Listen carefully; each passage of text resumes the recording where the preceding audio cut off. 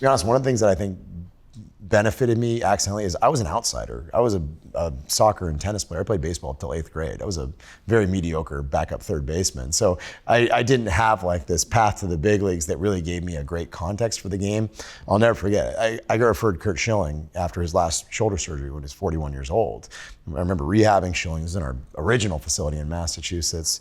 It was like 7:30 in the morning, and he was like ramping up his throwing program, doing well, thinking about a comeback, and he's like, "You do PFPs?" And I'm like, "What's that?" Like rolls his eyes and God bless him, he was super patient. I'm out of here. He was wonderful to me. He was super patient, but he had to be like, "What? This guy knows a lot about shoulders and not much else." So I've always in the back of my mind carried that I got to ask a lot more questions and do a lot more listening, and it always served me well early in a career. And here I am, 17 years later, whatever it is, and it was the right decision to do that. So. There might be some people listening that don't know what PFPs are, right, so I don't want to be left to our pitchers fielding practice, right? Hitting some balls back to them. Need more of it. Doing their stuff, but look, this ramping up 3 days a week at least. Yeah. Oh, yeah, you love it at first base, I'm sure. Oh yeah. This is kind of, I don't want to say this is off topic, but because it's about coaching. We've talked about this too before. Coaches that have the experience, right? And how much easier that is to maybe listen to them. I think this is a topic for debate because I feel like you see it more in the NFL, where there's head coaches that weren't players or didn't play for very long. And just like you said, you play baseball till 8th grade, but we still trust you, obviously. But as a strength coach, we know you look at you're deadlifting on, and that's probably why you put it on social, right? So everyone knows that you can. You can. Like a cold plunge, just so everybody know I did it. You did it, so we know you have the experience. You've been there, right? Yeah. There's something about that, someone that's been there as a coach, as someone that hasn't, and it's I really hate to say that. For me, it was more comforting when they had been there, right? And it's not, I don't want to say I distrust someone who hasn't. But it's a really interesting topic to talk about, and I feel bad even bringing that up. But what about the guys that haven't been there? For you, was it easier to listen to, learn from, accept coaching from somebody that's done it before? How long does it take to build that trust, right? We're talking about him building the trust. If my strength coach isn't jacked and vascular, I'm having a hard time buying in. Dude. I'm just nah, I can't buy in, buddy.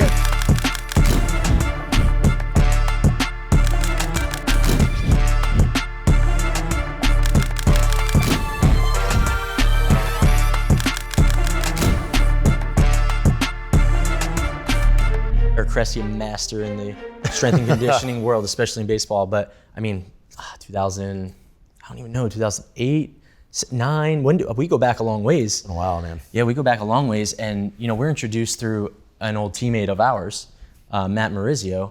He was training with you in Hudson, Mass, where it all started, right? Yeah. Now you're almost worldwide, essentially. I know you're down here in Jupiter with your facility, and we'll get into all that, but we go back a long time. I was at his wedding. That was more happenstance a little bit, It right? worked out well. It was I was in the area training, and I don't know if someone bailed or something, but I ended up at the wedding, and I had a great time. Kenny Bunkport, right? Kenny Bunkport? Man, Kenny Bunkport. That's the first time I went to Kenny Bunkport, and that name stuck in my head. But I had a great time at the wedding. I loved your programs. I would train from afar at first, right? He'd just send these things over at very low cost at the time. Cressey West, right? Cressey West style. So I was on the West Coast training. He would send them over. Actually, that was before. So I'll tell that story a little bit. We trained on the West Coast, even though Cressey was in Hudson, Mass. But we created a funny. That's kind of where my video career started. Right. Actually, one of the first was we created Cressey West. Cressey West was a complete spoof on what he did over there, especially his powerlifting, because this guy can deadlift a ton. We can look up the numbers. I'm sure it's over 600 pounds or more these days. But we've had one guy in a surfing suit, because he would put on this, what is that called that you wear? It was like a singlet for powerlifting. Yeah, like a singlet for powerlifting. We were goofing on, we put on a wetsuit, and the guy was doing the deadlift. It was so funny. We could pull that up later or show another time, but that's how far back we go. I lived with you for a couple months training, and it's the best experience of my life, man, as far as getting into a situation to be strong and powerful in my sport, right? And you're doing it for a lot of people now, a lot bigger than me. And like I said, he was really helping the young guy at the time, which I very much appreciated. Got me to where I was. But who the guys you work with now are pretty impressive. Well, thanks. I mean, you tell me. Well, I think, to your point, like small hinges swing big doors, right? You never know which 29th rounder is going to be a big leaguer someday. So you try to treat everybody with that same care and treat them as if they're your own kid and put them in the best position possible to make them successful. But I think maybe what we did well early on, in hindsight, I look back at what we did training-wise 15 years ago. I'm like, gosh, we're so much better now at understanding how to individualize more. But I think back then what we recognized was that it was a very underserved population. You had baseball players that just got the football workout, and other ones that kind of got the foo-foo rehab program, and no one ever appreciated that. You could push guys incredibly hard in that middle road as long as you understood their unique demands and what was unique about how their body moved and stuff. So I think in a way we were kind of first to market to that, and it served us really well early on. And you were an awesome guinea pig. So and what was interesting about it was because at the time it wasn't having an outside trainer out of your organization wasn't like that cool. Like it was like you train with us. We're this team. We're that team. Like we have our strength coaches. But I was trying to pull his in on the side, so I actually had to talk to like Stoney with the Royals and be like, man, I really want to do this. I think it's working for me. And he was great about it, which was awesome. But I think that was about that time where it started shifting. It's like guys are on their own programs in the off season, and they could bring this in and still succeed. And it didn't have to be that team's way, right? Which I think is pretty open nowadays. I mean, you tell me. No, it definitely is. And I think that's something that I learned in my big league career. It was like when I debuted in 2011, strength and conditioning really, really started taking off. And it was like, all right, when you go home in spring, or when you go home at the end of the season, you need to be ready to go in spring. We're not using spring to get ready. You got to be ready to roll. So, and I have a similar story of, I started working with my guy down here, Scott, BioCore, shout out to BioCore. If I didn't mention him in this, he would have got pretty upset about that. So I had to throw him in there. But we would work out to get strong. We would lift weights and do that. And over the course of time, we adapted and understood, baseball is different. Like your muscles can't be tight. We can't have you blow out and miss 2-3 weeks. It's gonna hurt the team. It's gonna hurt you individually. It's gonna hurt all that. So like, at what point with Cressy, and it's known on a national level now, so congrats to that. At what point did you guys start making that like, all right, we got to adapt now? Like it's more than about getting strong. We got to get some movements in and all that type of stuff. Yeah, so I'll say there's probably two big adaptations that came in. One is from a pure business standpoint, and then two is probably more on the methodology side of things. This is interesting. We were thinking about doing the second facility. So we've been in Hudson, Massachusetts. Like, Tim Collins was like an OG. And that's right. We would always joke that my business partner, Pete, you remember Pete Dupree? Yeah. Pete always had like what we call Pete time. Right, so that we opened a little bit later up in the north. It'd be like guys could roll in at like, the facility would open at 12. So like 9:30, 10, he'd be in the office getting work done. And Timmy would roll in with like his coffee and his breakfast. He'd sit there and he'd call it his Pete time. And over the years, like we had more of these like local guys, mostly minor league guys, but you'd have some big league guys that were in there. And I'll never forget it. We were starting to think about doing a second facility in 2013.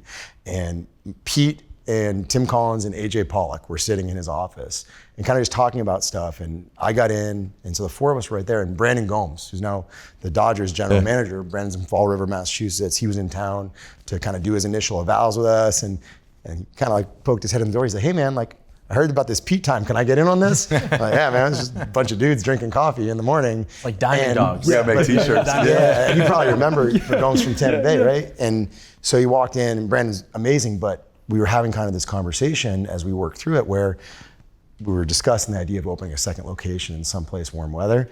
And he stopped me in my tracks. He's like, "Why wouldn't you?" He's like, "Guys are all reading your stuff on their iPad in the clubhouse every night." He's like, "They're just not crazy like me. They're not coming to Hudson, Massachusetts in January when it's freezing cold outside." He's like, "They want to be warm weather. They want to be with their girlfriends and their wives." And it was like an epiphany for me. It was like, no matter how good the training we have is, we will never have regular big league clientele. Guys that move their families, spend entire off seasons with us. We'll get more of this 2-day visits, then do remote programs. And so it was kind of the kick in the pants I needed to be like, we're going to be where they are, right? Yeah, and we were fortunate. Steve Cishek was a long-term client. We had some guys that were on the ground in Jupiter. So we realized, you kind of have four options if you want to go warm weather on the East Coast. You have Fort Myers, you have Tampa, you have Orlando, and you have kind of Jupiter, West Palm. And so we kind of scouted them out. And Orlando was kind of trending in the direction of not being a spring training complex. And since then, the Astros have left, the Braves have left. So you really had Tampa, Fort Myers, and Jupiter. And we fell in love with Jupiter really quickly and had some guys there. And so the rest is history. We were fortunate. The Astros Nationals opened their complex there not long after we started out. So it was kind of right place, right time. But the second part of it is we realized, to your point, like, it's not just about being a strength coach. Like, baseball now is so much different than 07 when we started, because you basically have a situation where you have to have hitting guys, you have to have pitching guys. You know, we have 3 physical therapists, you have massage therapists, you have analysts. Like, all the pieces have to fit together. And if you're just like a strength coach banging weights, it doesn't work. So there has to be a pretty aggressive pivot, because anybody can get strong. And I think what we've seen historically is you see these guys that go to Division I weight rooms. You know, they put on 25 pounds in their first 2 years there. They get way better. You start hitting the ball harder, throwing harder, running faster. And then year 3, they all get worse. They all get more banged up because they're doing the same program that the freshman is. And where we've had a lot of success is guys come into pro ball, they start up with us, and all of a sudden it's like, hey, let's attack some of the movement competencies. Let's work on rotational capacity. Let's teach you how to sleep, how to eat, how to recover, and make, you know, use of all this information that's out there. It's not that getting strong is important. It's not that being powerful is important, but really the research shows like pro guys actually aren't inherently that much more powerful than college guys. They're just way better at baseball. So I think we've been able to emotionally separate ourselves from the fact that we're strength coaches. We like getting people strong.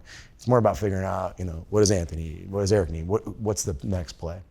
Now, while there are a lot of different, obviously every person is different, are there any basic fundamentals, some basic first principles where it doesn't matter who you are, what level you are, you got to get these parts right? Are there any of those? And I always say think upstream, right? Like, it's nutrition, sleep.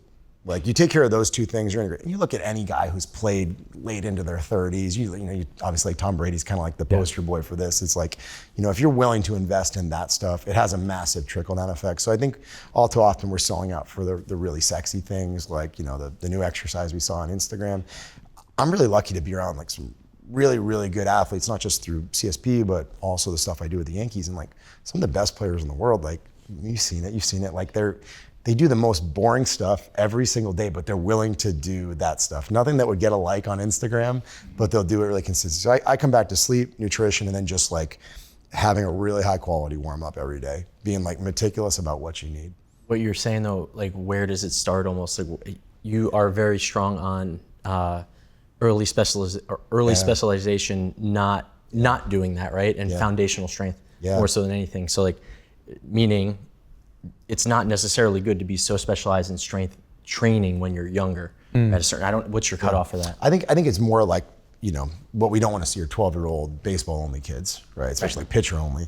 Like, we like to see guys that, I know you guys were just talking with George, right? You know, George's kids are great soccer players and great baseball players. Like, there's a guy whose kids grew up in major league clubhouses. He had every reason for them to specialize. It was the most convenient thing in the world, and they're still out playing soccer at a really high level, and I think it served them well. So I generally encourage guys at a young age, get exposed to as many different things as possible. My own daughter's like softball, gymnastics, soccer, like they're doing a million different things on a daily basis, and they might not be the best at any of them right now, but I know that they're building a broad foundation so that when the day comes, they're going to be able to pick what the best thing is for them, if there is only one. I see a lot. I just saw on Instagram, which maybe last week. I mean, obviously can't believe everything you see on Instagram, but there was a professional athlete, NFL athlete, and he was talking about not specializing early. He's grateful for his gymnastics and all the different sports he played. And then you go into the comment section, and then you see the people who agree, and then you have some people who throw out, well, what about Tiger Woods? What about Venus and Serena Williams? What do you say to those people who or like, well, not necessarily, because look at all of these other people who specialized and they need to. And so how do you speak to that camp? It's funny because those N of ones get sensationalized. For every one of those, there's 100,000 kids that hate their dad. You know, like that's honestly, unfortunately, the truth is that we see way more kids that wind up in orthopedic surgeons' offices and, you know, dealing with chronic overuse, and we see it on a daily basis. It's honestly really, really sad because the research actually is super compelling that it doesn't work. Like the better path is to actually diversify, you know, early on and then specialize at a later date. And you can look at like they did a study a couple years ago on like number of players in the Super Bowl and how many of them were multi-sport athletes. It's insane, and you could probably speak to this better than everybody. There are a lot of late bloomers in the big leagues. Oh yeah. Tim Collins was probably the best example. Didn't get single Division I offer. He said he was throwing 78 miles an hour in high school, and from 18 to 20 years old, he's throwing 90-something miles an hour. But to me, that's like an endless debate because you can go on and on. I can find one guy that's one sport. You can find one guy, but I think what separates some of the guys, especially what you do, is the fact that you individualize it. You get your assessment. Yeah. Everyone's different. You might need to go outside and run to get going on. You might need to be on the training table and get stretched out for an hour and a half. So like, to me, it's like figure out who you are and what you need, and then that's how you kind of build your routine and you learn and all that type of stuff. So it must be so cool for you too, because now you're at the point where you got some big time guys going in there, the Scherzers, the Verlanders, that these guys are in discussion for some of the best of all time, Hall of Famers, that type of stuff. So you got to get great feedback from those guys on a day-to-day basis. I love it. I get more opportunities to be the dumbest guy in the room. Like sometimes you sit back and you listen. I think we're always craving that, like especially my name's on the facility, like the expectation is like you're always gonna have the answer, always have the final word and stuff. So I embrace the opportunity to kind of sit back and learn. What I think has happened more organically over the years of the facility that I've really appreciated is like the mentorship where you see a Scherzer take a Jesus Luzardo under his wing, or just guys talking about, hey, this worked for me against this hitter, it might not work for you because this is your pitch mix. So I get just as excited about like our younger up and comers, the Reed Detmers, the Tristan McKenzie's, a lot of those younger guys that are doing some really cool things in the game and are about to take that next step forward. What I think is cool about with his success too is I feel like you have a terribly scientific brain, right? I don't know how much you guys have read. Yeah, when he was talking about the dumbest guy in the room. Yeah, I don't know if when he's throwing out all these big words. I'm like, well, I don't know what you're saying, but it sounds like you know what you're talking about, and that's what I think a lot of guys can trick you into as strength coaches, like throw out all these big words. I'm all scientific, and I can tell you how the body works. He's not tricking you for one with that. Like terribly smart when it comes to like biomechanics. I don't even know if I'm using the right words, biomechanics or whatever it is. But he humanized it too, right? Like so. He's terribly smart, and I want to get into how you got out to the world, and I think that's how you did it. But you come in the gym, and it's not like he'll give you the analytical side of it of why it works for your body, which I think is awesome, and I think a lot of athletes want. But also you have the weekend warrior in there that you're able to communicate with, right? And then, like you said, you put everything around it with the therapies and everything in your facility, and you really did create the CSP family, right? And that's hashtagged on the wall. Like it's been like that since day one, which I think is cool. So he not only had this immense like knowledge of how to get it right, but then bringing it to humans. Because I think that's another level of intrigue that it brought me in for sure. I was like, oh man, he's telling me things I never even heard about before. But you started, and I'm appreciative of this as a content guy, right? Creating media and different assets all over, trying to get information out to the world. You started as a blogger. I mean, you became viral in a sense of, a video these days, but through your blogs, you were putting out daily. I mean, for how many years?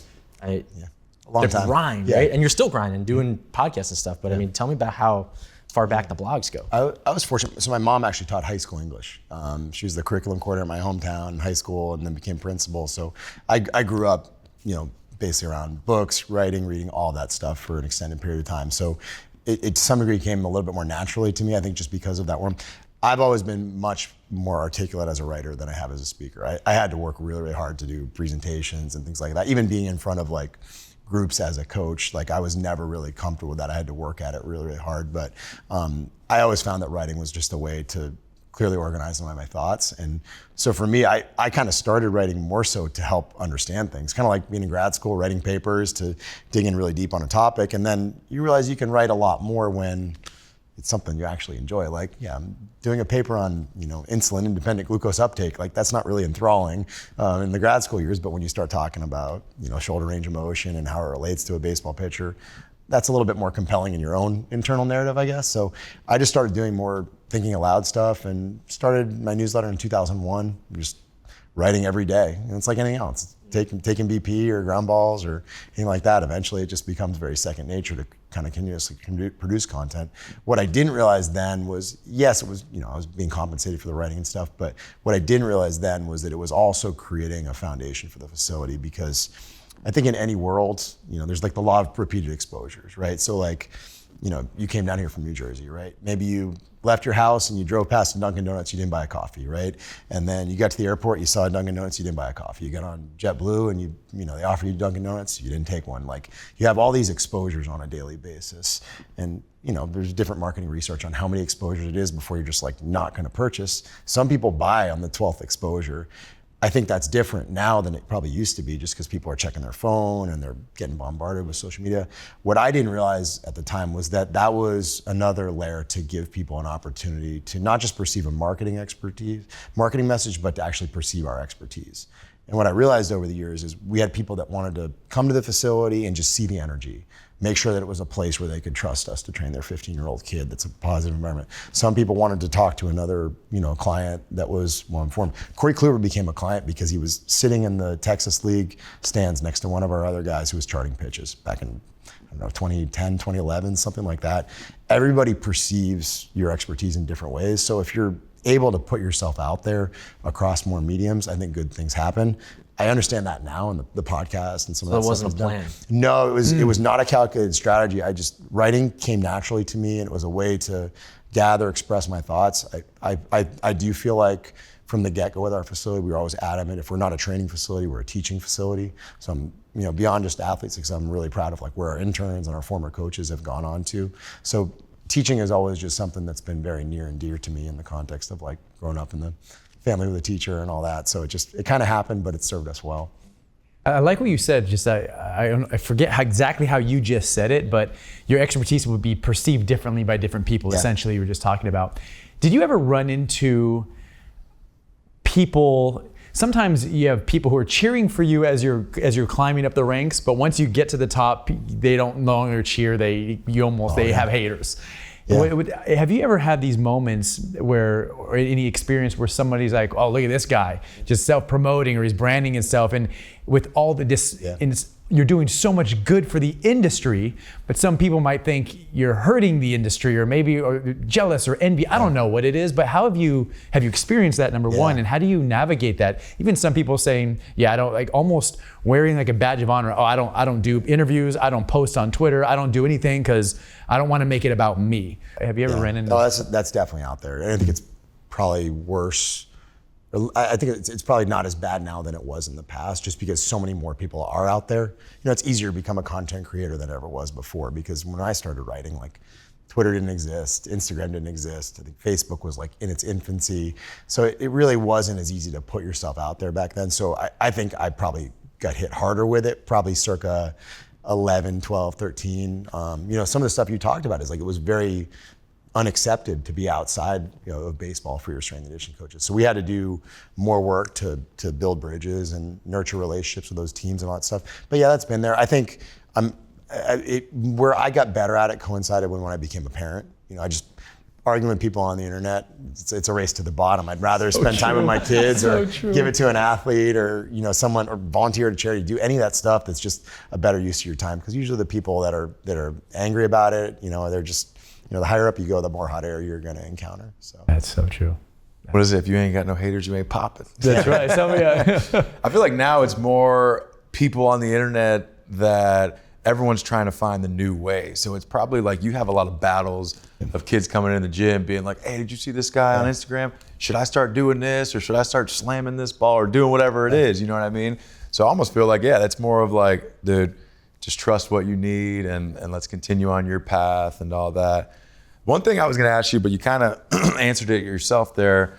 We mentioned superstars like Telly and Mauricio that you had in the early come-ups and stuff, but so much of it's word of mouth. Yeah. I mean, you go into big league clubhouses and you hear Cressy, you hear the drive lines, you hear all these different facilities that are on a national level.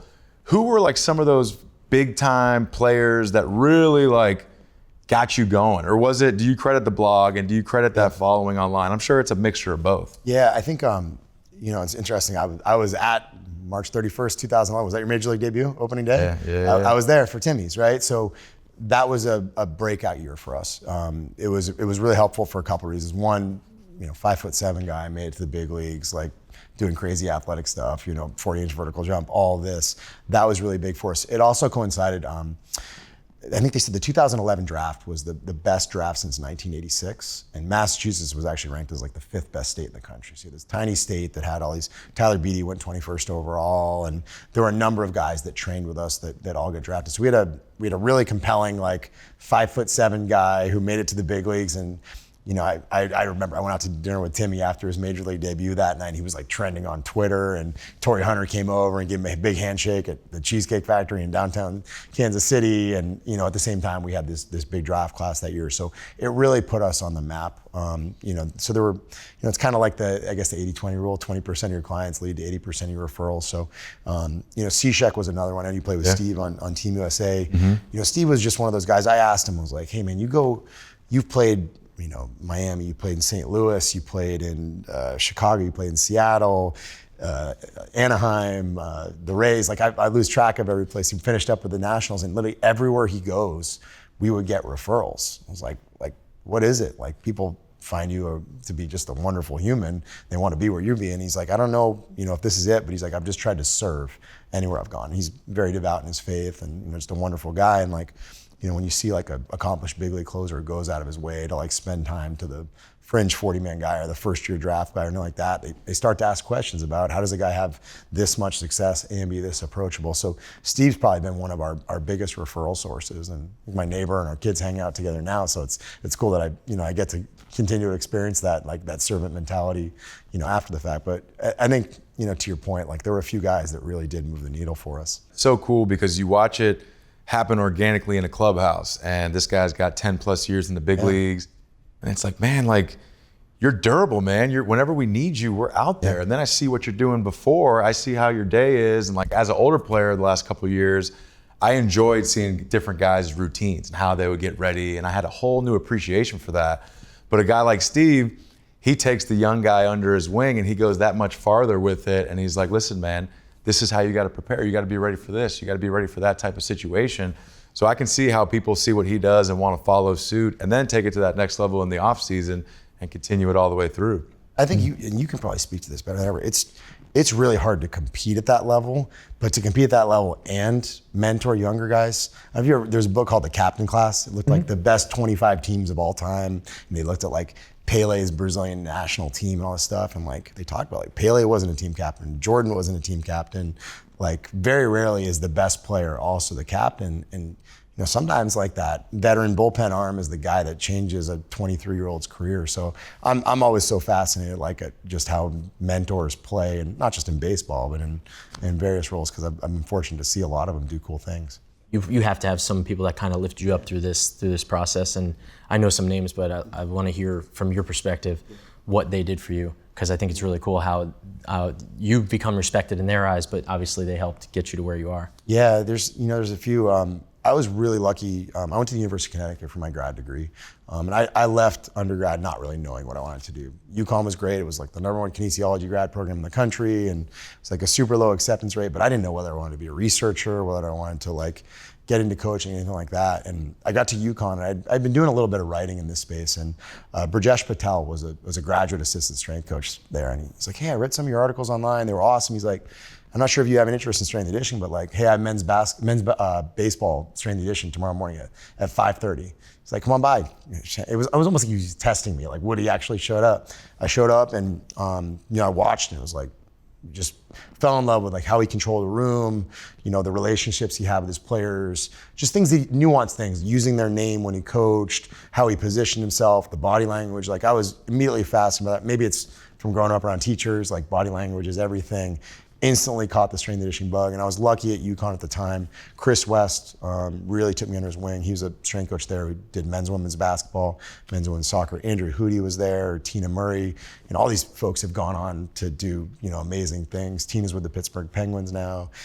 So they all gave me like a foot in the door, and I got to work with 4 #1 teams in the country between 2003 and 2005 while I was doing my grad degree, and it was like I wasn't even in really baseball. I was actually working more in basketball and soccer. But they gave me a really important opportunity. Actually, it's cool. Burjesh now, he went on. He was the National Strength and Conditioning Association Strength Coach of the Year last year for Quinnipiac. They won the national championship in men's hockey. So pretty cool to see how it come full circle. A lot of players, they have their guys. They have their own strength and conditioning guy. They have their own hitting guy, some cases dietitian or so forth. And then the organization, obviously you have your in-house strength and conditioning coach, your nutritionist. How do you, as if you're not with an organization, how do you work with players? How does that work? Let's say I'm a player, I'm like, my organization head coach, strength and conditioning coach, is wanting me to do this program, but the guy or the girl that I work with on the side is like, no, this works. Like, how does that communication, that dynamic even work from your perspective and your perspective?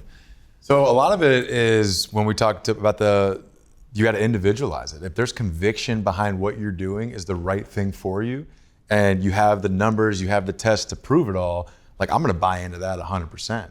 And I think and this was early, I think a lot of organizations have really adapted to this, but it was kind of a one size fit all, one plan for everybody. And I'm a big hitting first baseman. I shouldn't be doing the same workout as a base stealing center fielder. We live different lives. Our value is different on what we bring to the field. So like, we got to train a little different. Overall, maybe you're going to do a lot of stuff similar, but you're going to do some different things as well. So to me, because of the conviction and the studies and the numbers and the data, that lets me know I'm doing the right thing 100%, and I'm going to buy into that. I think that's an amazing point. Like, at the end of the day, it's just you got to bring them together. If you're the player, right? And I've been on both sides of it, obviously, from my role in professional baseball and then the private sector. In professional baseball, you got a 40-man roster. The chances of all 40 guys being in one place in the offseason is impossible, right? They're all over the place. You got guys that are international. We have players in Nicaragua. We've had players in Japan. We've had guys that go all over the place. Like, for me, it's always been great to have people I can trust in the private sector that I can communicate with so that they're keeping tabs on guys. And, maybe we send them home with like, these are the things that I think would really help them. But hey, you're with them day to day. Poetic license to do what you need to do to get the results there. And maybe there's a little bit less poetic license if there's a post-surgery scenario and we have like very specific timelines. For me in the private sector though, it makes us look good in the private sector if they have a great in-season. So it's to our advantage to nurture a relationship with teams to say, hey, here's where they're at coming back. So, over the next couple of weeks, I have a lot of phone calls with teams on like, we did this with them, it worked great. Here's some soft tissue work that I think would really help if you could relate it to the massage therapist or ATC. So I think it always comes down to communication. Fortunately, it's so much different, to your point, than it was 10, 15 years ago. Like now, like we're going to conferences with each other in the off season. You've infiltrated. It's so much, it's less insular than it was. Like you can have those conversations organically. Like you can just text the guy and, a lot of the players are, they might be working off apps from their team. Like we can just easily send programs to the teams. It all works way smoother than it used to. It used to be really hard. Wow. Yeah, organizations weren't really cool with you going outside of the organization for stuff, but I think everyone realizes now everyone wants the best for the player. So like you're saying, let's collaborate and let's figure out what he needs to make him the best player or the best whatever he can be. And we both have our names, or we're on this guy, so let's go, let's do that, The worst thing you can do is get surprised as a major league strength coach. You've seen it, right? You've seen it. There's gonna be one guy on that 40-man roster that shows up and just does not look good. He did not do what he was supposed to that offseason. Whether it's because he went off the grid or he did his own program, whatever it was. And that's a lonely place because you're like, opening day's in 6 weeks, like what do we do? Like we can't just push the season back for you, and you have to make some of these kind of hard conversations. That's why it's to the team's benefit to have a point of contact beyond just the player in the off season to always know kind of what's going on. Good point. I love that. I wish it was that easy when I was there. It's always like managing that. Like, I don't want you to feel bad. I'm training outside there, but I don't want you to feel bad because I really like what you're doing. But it's been a lot of baseball, right? We've talked about all these baseball teams. Even when you got into this, you ran into a guy that was doing baseball, strength and conditioning. But you don't just do baseball, right? There's a lot of other sports you deal with. And the most I think about is tennis being more that throwing motion. But what other sports have you infiltrated as well? Yeah, we should do a lot in terms of tennis, golf, actually quite a few NFL quarterbacks as well. So it's kind of spread in those markets as well, particularly because of kind of the overhead / rotational, I guess, emphasis. But we see a little bit of everything. That's really where you started, was like rotational shoulder stuff, right? Yeah. That's where like took off. That was the like- wheelhouse yeah. for sure. So it's kind of gradually expanded, but it's fun. I was a tennis player growing up too, so getting back to our roots a little bit with some of that has been good. Hasn't helped my golf game at all, but we can all hope, right? Jupiter's a good area for Yeah, golf. for sure. Yeah, that's cool. Is there anything that, after all your experience, anything that you disagree with now that you used to believe? Is there anything that like you used to teach it, and then over experience you look back, you're like, yeah, I absolutely disagree with what that approach. I think one of these maybe piggybacks a little bit on something we talked about is that it's really easy to get athletes strong. Anybody can do that. Unfortunately, sometimes you're learning a lot of strength on some bad patterns, or you're selling out for it. I mean, baseball weighs 5 ounces. You don't need to be freaky strong. Like I'm sure Mookie Betts ain't back squatting 500, and he's still hitting a baseball really hard and doing incredible things on a baseball field. So I think it's about understanding what each athlete needs, but I think just in general, like there is a point where they're strong enough. And I think maybe my threshold for what it is lower down than it used to be. So now it's a lot more velocity-based training, a lot more things. Now that we have really good objective measures to quantify like how usable your force characteristics really are. Oh, that's good. No, it's so neat. There's a phrase I heard: having strong beliefs loosely held. Yeah. And when you have data to support that, evidence that okay, I'm wrong, or the way we're approaching it is no longer valid, or hey, the things have changed, or maybe it doesn't work for this person. It's really cool I'm to be sure able to that's see no that. different in your field. Yeah. Right? Like just figuring out ways to approach people or work on these processes, and you look back. I mean, I guess it's like that in any field. I look back at some of the videos I've made in the past, and I'm like, man, that could have been a little bit better. I could change the way I'm doing it. Yeah. But like, what's the crossover? Right. So now that you know more about Cressy, right, and then sitting in your seat. Yeah, I'm fast. I want to. Yeah, like So the thing that really intrigues me about you. So I listened to a podcast that you did with Tim Ferriss, and I was telling the guys I heard a couple of podcast interviews that you've done, been wonderful. But I was listening to your podcast with Tim Ferriss, and you were speaking in a language I was like, I don't even understand what he's saying. I don't even know these terms, or what does he mean? But then you listen to a different podcast, and it's very easy to understand and so forth. So you knew your audience so well, and I think very similar. And players, it's that you can sniff out a fraud.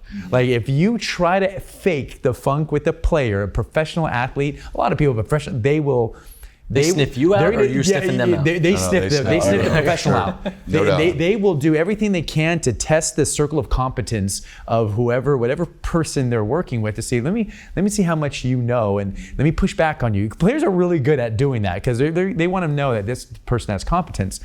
The commonalities that I'm noticing is with your vast education and your understanding of what you do of the body, and even understanding the language.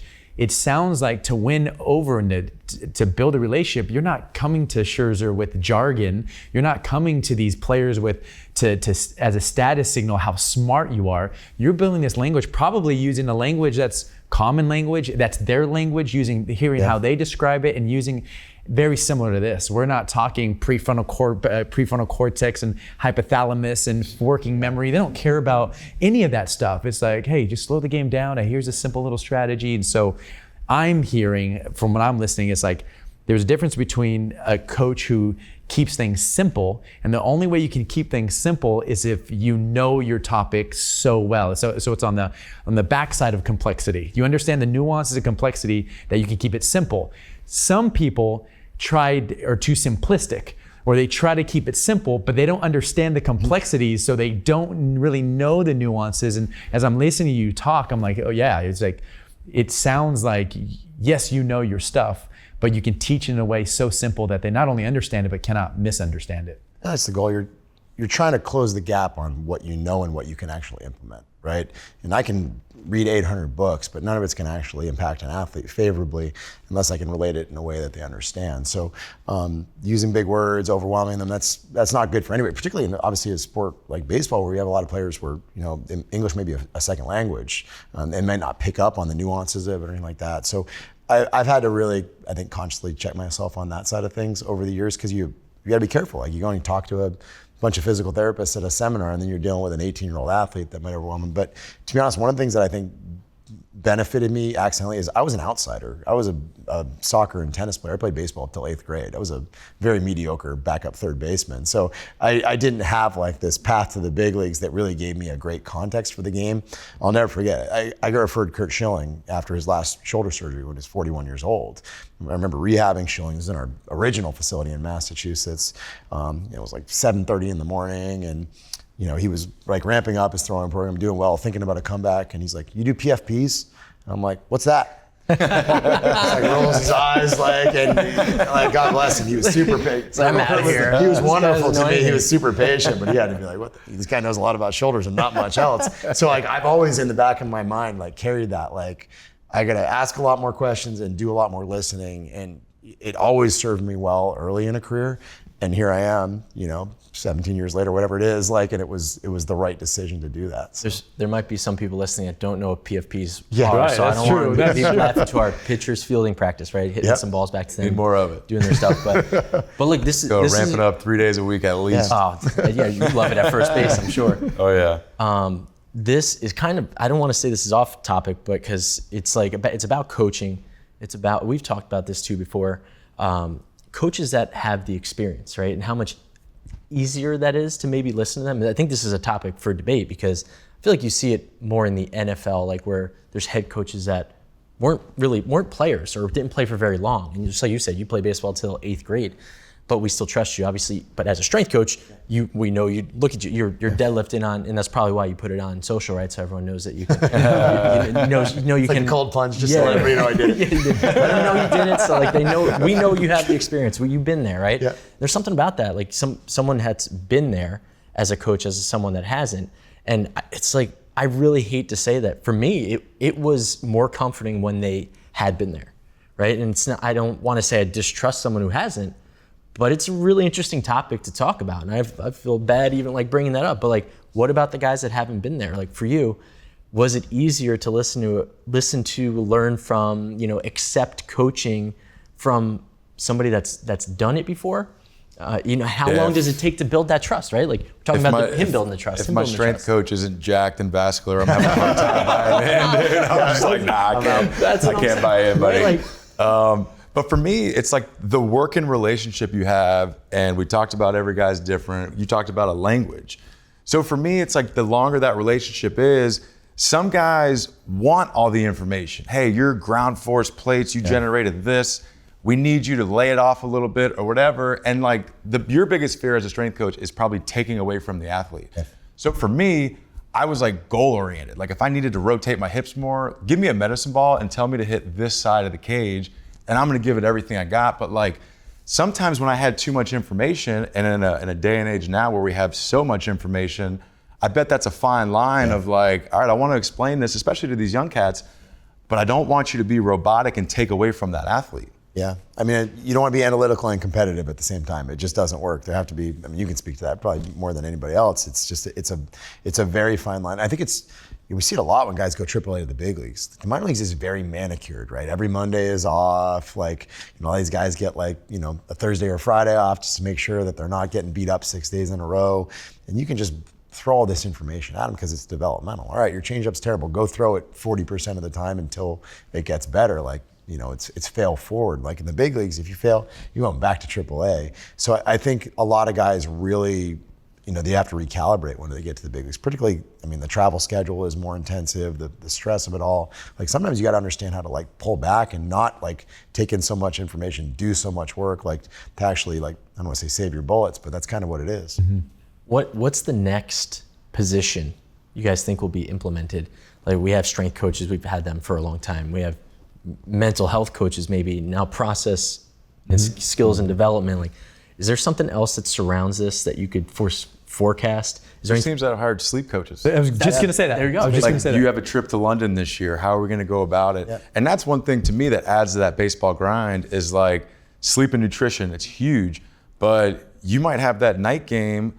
The Yankees are going to be in prime time, and you're flying from New York to Toronto, and you're going to get in at 3 a.m, and you got to go the next day at 7. So it's like you're not going to get optimal sleep. So how do you go about that? Is there a routine you get to every day that? Did you talk to the sleep coach? Have you So worked yeah, on and it was meetings in spring training because we were going to London, and it was basically prep for that. How are we going to get it going? How are we going to try and change our internal clock and basically get the most out of those 2 days while we're there?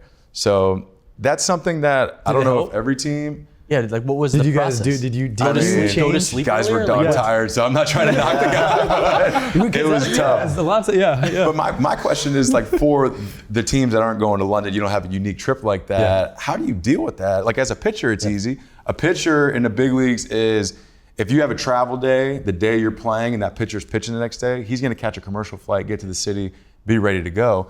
But you got a guy like Aaron Judge that you expect to be out there for 150 something games out of the 162.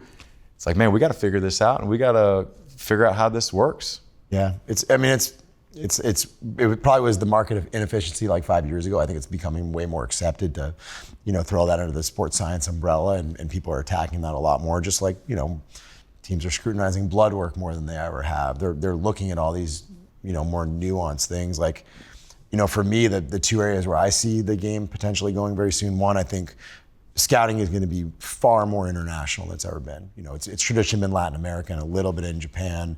I think it's going to become much, much bigger. You see the NBA going to Africa more regularly. You see more players from Bahamas coming to the U.S. and being successful, more European players. I think we're going to see far more international influence in the game over the next 8 to 10 years. Australia, baseball has really taken a huge step forward there in recent years.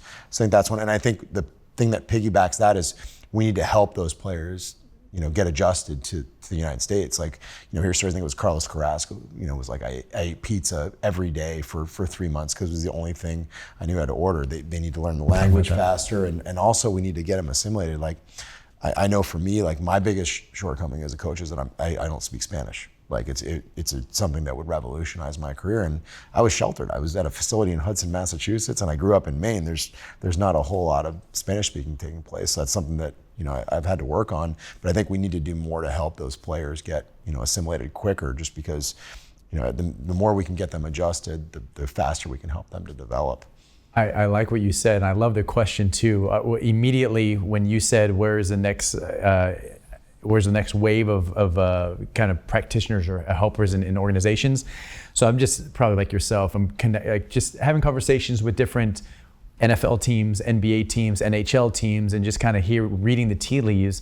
It looks like that the next wave is going to be this more focus and support and resources for the coaches. Yeah. To be able to, so there's an organization out there who's developing a teaching effectiveness. They want to enhance the effectiveness of the coaches to be better teachers. So they're bringing in these teaching experts to teach them how to speak, to teach them how to tell stories, to teach them how to ask questions. Because coaches are like, we've never been trained on any of this. There's an organization who wants to teach their coaches, hey, let's do a Spanish class for the coaches. Let's teach our coaches Russian if they don't speak Russian, so they can all to be able to help the players better, to be able to help teach and more effectively. So I think that's going to be the next frontier, one of the next waves coming, where you're going to see organizations put a little more money into the coaching development to help them maximize their ability to ultimately help the players. You work with a lot of golfers too, right? And I feel like golfers have their own team that they build out, which might be like similar to what a team might build out eventually, but I feel like it's a little harder to bring it into a team aspect where an individual could be like, I want the sleep coach, I want this and that. And I feel like that's where you might see like almost trends starting when you have these individual people, individual athletes bringing in a team around them to figure out what they exactly need around them to be successful will eventually make it to the organizations when they open up to it or can find the money or place to put them, right?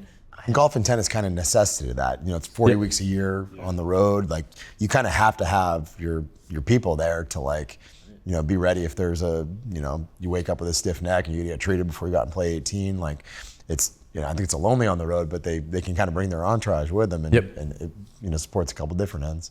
I think it'd be a detriment if we don't figure out with all this knowledge here of like what to give to what knowledge to give out to the audience, right? Especially if we have youth players, athletes watching, which I hope we reach.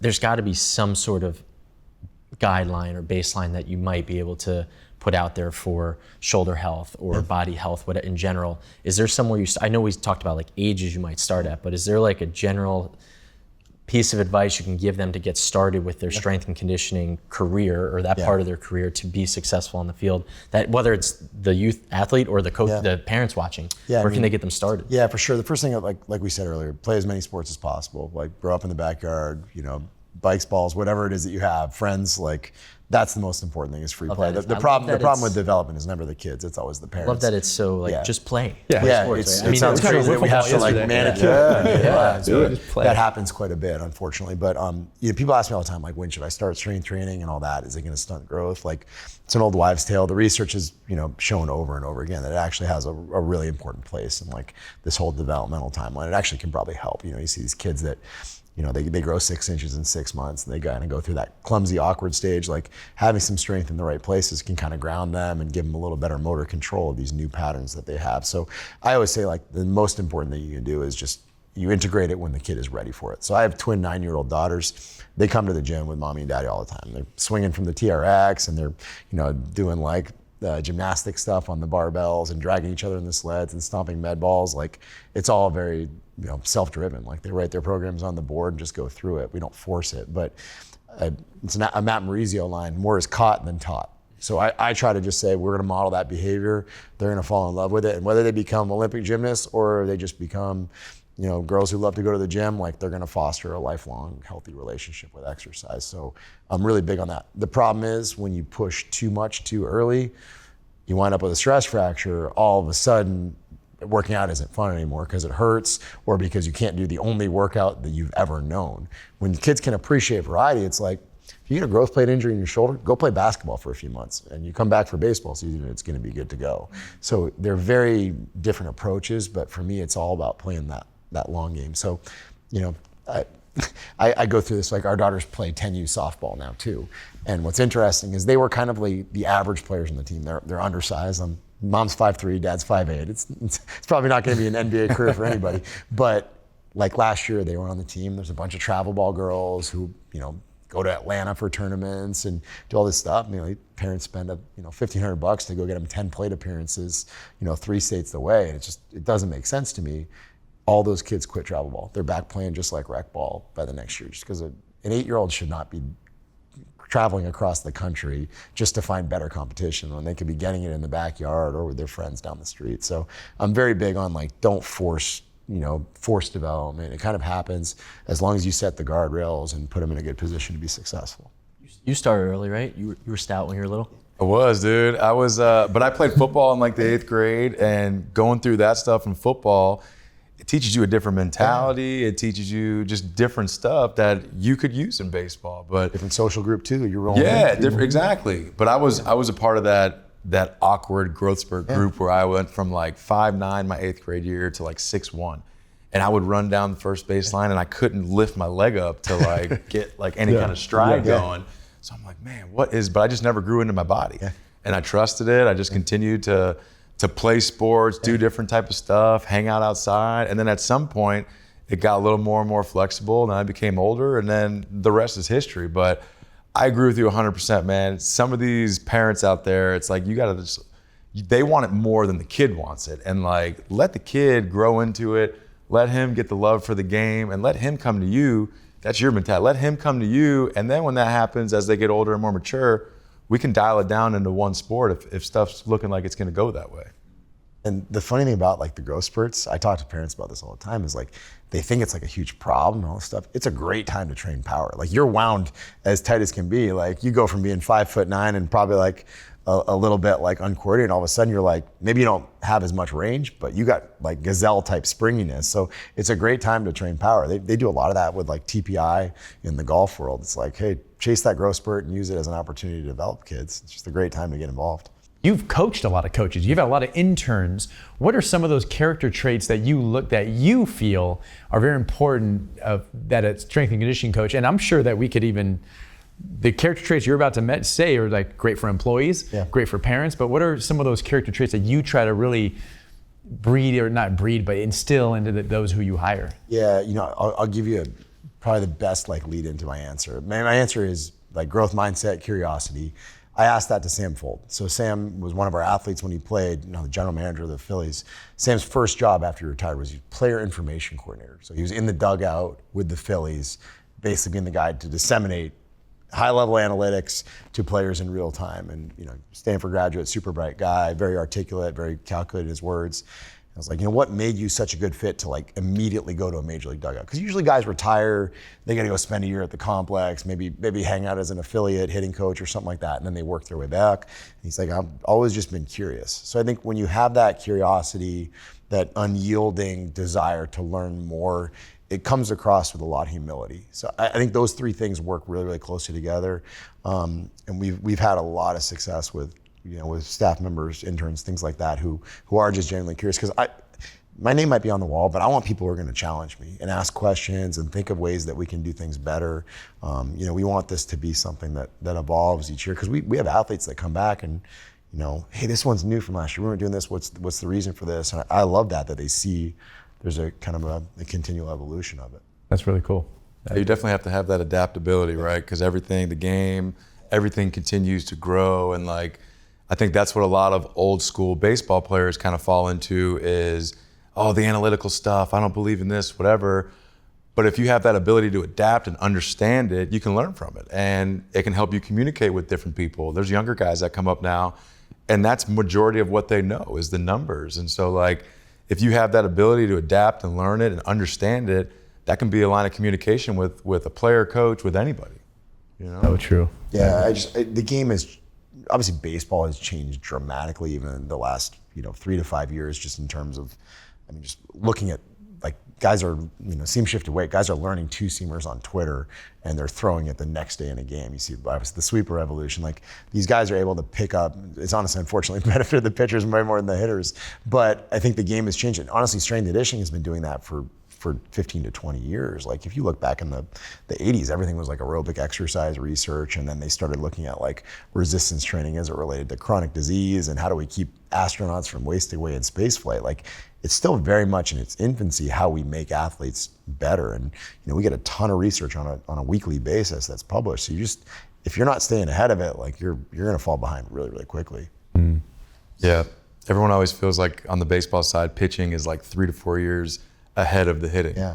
And the hitters are trying to find ways to adapt to these new pitches, new stuff, whatever they got going. But there's definitely like there's a couple players that like evolutionize that stuff. Like I remember in golf when Bryson DeChambeau just started mashing balls and created a whole new wave. So yeah, that's it. It really is interesting stuff. And it's the guy to me that like the guy that had a good career, mediocre career, say as a younger player, and then kind of found something in the later part of his career. To me, that's so impressive. You know what I mean? Like you really have to study, you got to train, you got to do X amount of hours to be able to have your body fully adapt to that. So it's a game that just keeps getting, these longer careers that are happening now are more and more impressive because of how that adaptability, like we're talking about, everything's growing so fast. The guys were throwing anywhere near what they're throwing now. When I was playing, I would have played 2 years max. I'm telling you, it's crazy. Appreciate you, bro. Thanks for having me. Yeah, man. Thank you very much. Thanks, dude.